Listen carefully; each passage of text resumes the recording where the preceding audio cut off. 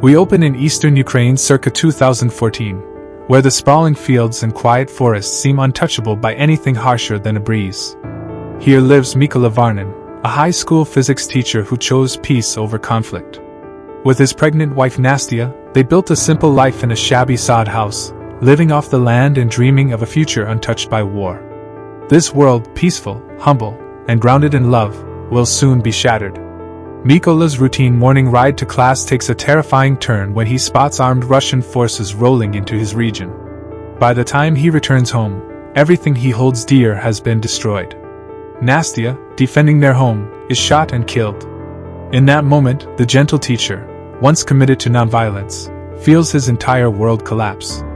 The peaceful man becomes a man with purpose born of grief. Bruised, devastated, and haunted, Mykola has a choice: remain a bystander or take up arms. With nothing left to lose, he volunteers for a Ukrainian volunteer battalion. Officers mock him at first, a hippie teacher among hardened fighters. But they allow him to train, and that training becomes a crucible where Mykola must redefine himself. The training montage is grueling. Mykola begins with the basics: push-ups in icy rain, sprinting through muddy fields, constant repetition of drills, all the while carrying the emotional weight of loss. But one moment transforms him. Blindfolded, he dismantles and reassembles his rifle in under 20 seconds, astonishing his instructors. That precision earns him respect, and a new identity. He becomes the White Raven, a sniper with a calm eye, steady breath, and fierce determination. The battlefield is nothing like a classroom or countryside. Chaos replaces calm. Mykola's first missions are tense, shrouded in fog and gunfire. Civilians flee, soldiers shout orders, and every heartbeat feels like a countdown. The White Raven begins to master distances, sight lines, wind, and silence, turning physics into life and death calculation. He's no longer merely a teacher, but a lethal instrument of war. In these early matches, Mykola loses comrades he's fought beside. Each loss deepens his resolve, but also scars him. Comrades like Klim and others become brothers in arms.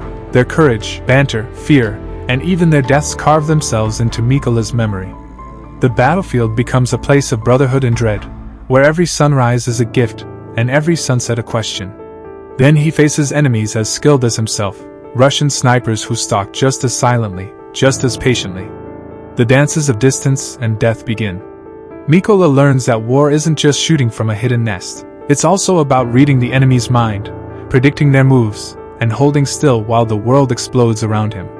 Mykola's identity shifts further from the man he was. The White Raven is not just a code name, it becomes a legend whispered among soldiers. Some praise his skill, others fear it.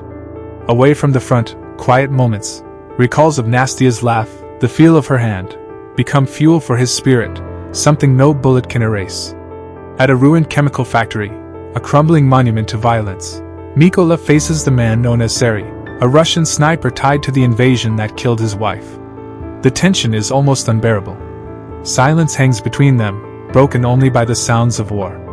In a direct, intimate confrontation, Mykola embraces every lesson, every sorrow, every victory, and ends the hunt. The battlefield doesn't end with that one confrontation. Reinforcements flood in, chaos reignites, and Mykola must choose between retreat and standing his ground. In a moment that defines him, he chooses to dismantle not just the sniper nest, but the very forces that have brought ruin to his homeland. The cost is dear, but his spirit, tempered by loss and survival, refuses to break. At last, when the smoke clears, Mykola returns to what remains of his home.